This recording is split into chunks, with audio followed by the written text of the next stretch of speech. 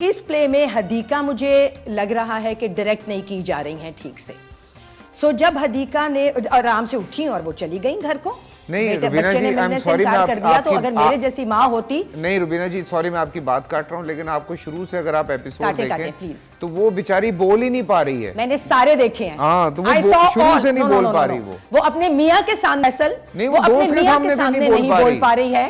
ये एक माँ बोल रही है ना, I am a mother, I am saying, अगर मुझे कह देता पुलिस वाला कि आपका बेटा आपसे मिलना नहीं चाह रहा, मैंने हल्का सा सीन तो क्रिएट करना मेरा बनता है कि क्यों मुझे दिखाएं तो सही, क्योंकि मेरे दिमाग में पहला ख्याल ये आएगा कि मेरा बच्चा शायद बहुत पिट चुका है और इस वक्त ये नहीं चाहते मुझे उससे मिलवाना, या फिर कुछ मेरे बच्चे के साथ ऐसा हो गया है। हुआ भी ऐसा ही था, क्योंकि बच्चा जो था वो उस वक्त किसी बुरी स्टेट में था।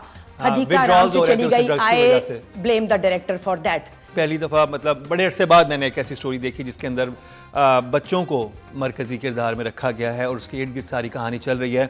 और बाकी हम सास बहू तो बहुत देखते हैं, लेकिन घर का एक बड़ा एक अहम पार्ट बच्चे भी होते हैं और उनकी परवरिश होती है, वो किस तरह स्कूल जा रहे हैं, उनकी ज़िंदगियों में क्या चल रहा है। आपको कैसा लगा ड्रामा पिंजरा? सबसे पहले तो ये आसमा नबील जो थे, उनका हमेशा ये एक एटीट्यूड या एक कोशिश रही थी कि मुख्तलिफ टॉपिक्स उठाएं, और उन्होंने बहुत सारे ऐसे अच्छे स्क्रिप्ट लिखे।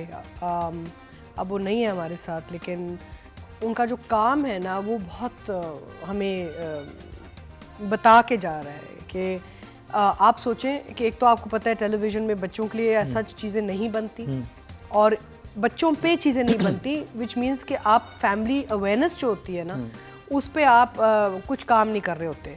तो I am really happy that Asma wrote the script, and Allah I hope she is up in heaven happy that it's doing well also. वैसे आप क्या कहेंगे पिंजरा के बारे में, बिकॉज आपको बहुत पसंद है ड्रामा? हाँ, मुझे पर्सनली बहुत पसंद है। बहुत सारी रीज़न्स, उनमें एक ये बहुत बड़ी रीज़न अस्मा बहुत अच्छी दोस्त, मेरी फिल्म भी उन्होंने लिखी थी। सो ओवरऑल अगर मैं बात करता हूँ, हाँ कुछ चीज़ें हैं जो ज़रा सी डार्क हैं, जो ज़रा हार्ड टू डाइजेस्ट हैं, क्योंकि एक पेरेंट होते हुए कुछ चीज़ें आपके लिए ज़रा मुश्किल हो जाती हैं अंडरस्टैंड करना। बट स्कूल्स में और बहुत अलग अलग माहौल से बच्चे आए हुए होते हैं, वहाँ क्या क्या हो रहा होता है सब पेरेंट्स को दिखाना बहुत ज़रूरी है, बताना बहुत ज़रूरी है। रुबीना आप क्या कहेंगी? Pinjra, when it started off, it made an impact on people because of its diverse topic. In Pinjra, I think the stars of the show are all the children. They are doing so well. Seriously. So well that I would just, if I could, I would just stand up and give an ovation to them. वाह, इतने ही कमाल काम कर रहे हैं। तो अब हम रेटिंग की तरफ चलते हैं पिंजरा की। अस्मा नबील साहिबा की राइटिंग स्किल्स के ऊपर आप क्या कहेंगे? I have given Pinjra Asma Nabil 9 out of 10 for this. 9? Yes. First 9. जो कैरेक्टराइजेशंस हैं उसमें जो एक चीज़ मुझे बड़ी अच्छी लगी थी, वो एक तरफ आप दिखा रहे हैं कपल और एक तरफ सिंगल मदर है। बट जो सिंगल मदर जिस तरह से परवरिश कर रही है उसमें और उन बच्चों में जो डिफरेंस दिखाया गया है, वो बहुत एक कमाल का कॉन्सेप्ट है, जो कि बड़ी बारीक बीनी से अगर आप समझें तो आपको समझ आएगा।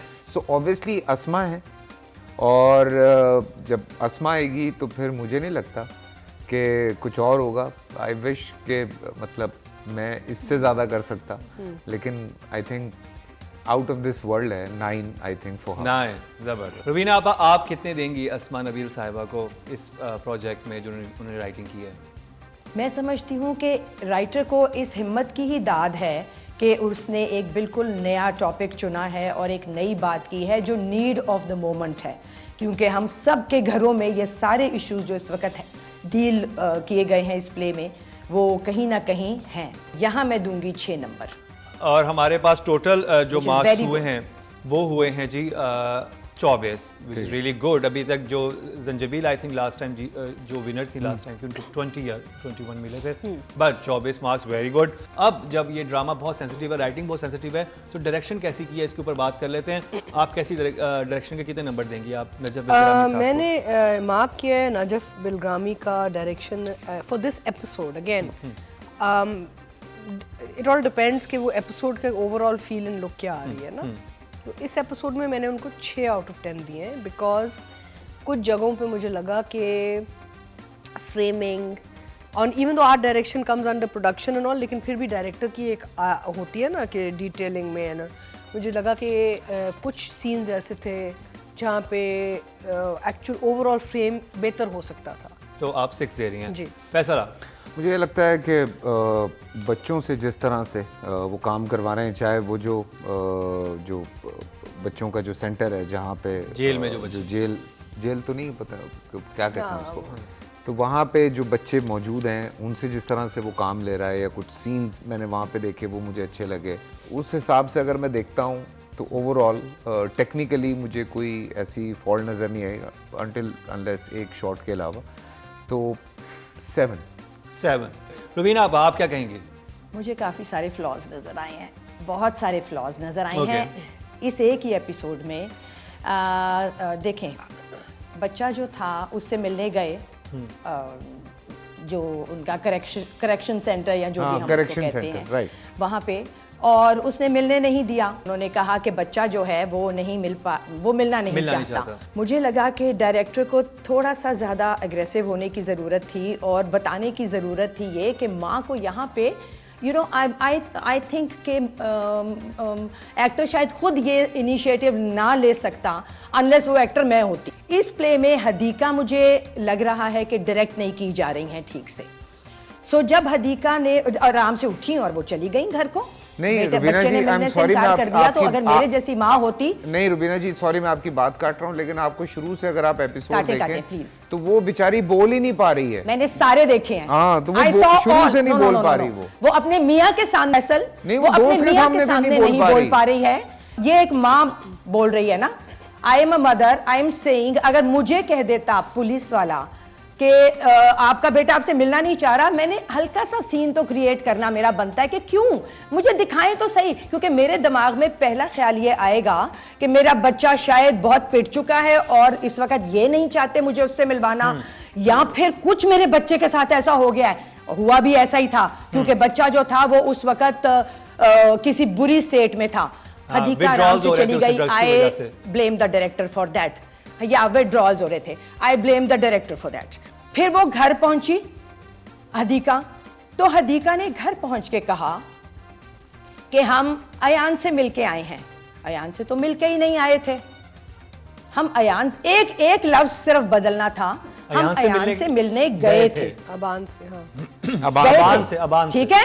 नंबर्स हैं डायरेक्टर को। For me 4 for Najaf. Hadiqa Kiani.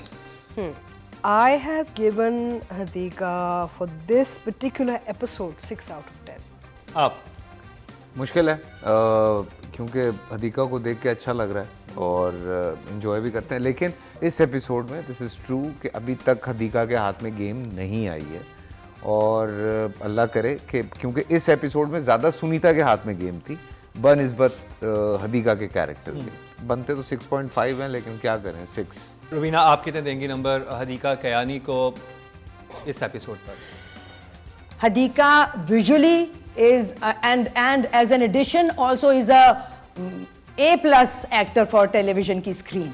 She just fills the screen like, not many people can do that. But she needs to just take this a lot more seriously. So I will give her 5. अब हम चलते हैं final category की तरफ, जो कि है best actor, Umair Rana.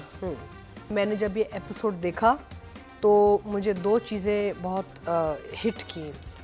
एक तो ये कि थ्रू एंड थ्रू उनकी एक अग्रेसिव बिहेवियर रहा, तो I was hoping for more fluctuations, right. दूसरी चीज़ ये है कि मुझे प्यार के सदक़े का कैरेक्टर का टच बहुत आया इसमें। मैंने उमैर के साथ प्यार के सदक़े किया था कुछ साल पहले, और ये similarity look and attitude wise बहुत आ रही थी इस कैरेक्टर में। So for this episode Umair, I love you, but for this episode I give you 6. Please be careful next time. 6 actually is really good. आपने डांटने के बाद अच्छे नंबर दिए. No I mean I am now, मैंने बार high कर दिया है. He is very good.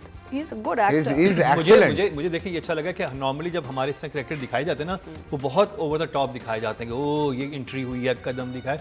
ये बहुत नॉर्मल, हर घर में ऐसे पेरेंट्स होते हैं। फैसल, आप कितने नंबर देंगे उमैर राना को? यार उमैर एक बहुत अरसे के बाद एक बड़ा कमाल एडिशन है। फिर वही जैसे अदीका है वैसी उमैर है। मैं अक्सर उसको कहता हूँ कि भाई इतनी देर से क्यों आया, कहता है चलें शुक्र करें मैं आ तो गया। और मुझे बड़ा अच्छा लगता है उमैर को देखना, तो मैं 7 पे जाऊँगा भाई। 7 पे? हाँ। Very good performance. लाइक 7 का मतलब वेरी गुड परफॉर्मेंस। जी रुबीना, आप क्या कहेंगी? रुबीना आज बहुत लीथल चल रही हैं। रुबीना यही कहने वाली थी कि मैं बहुत लीथल चल रही हूँ। अच्छा जी, पिछली एपिसोड उमैर की मैं फ़ैन हूँ, तो मैं उमैर से बहुत ज़्यादा एक्सपेक्ट करती हूँ। इस एपिसोड में एक जगह बॉर्डर की, वो ये जगह थी जो कि जिसका मुझे ये नहीं पता कि मैंने ब्लेम एक्टर को देना है या के डायरेक्टर को देना है, तो मैं दोनों को दे रही हूँ।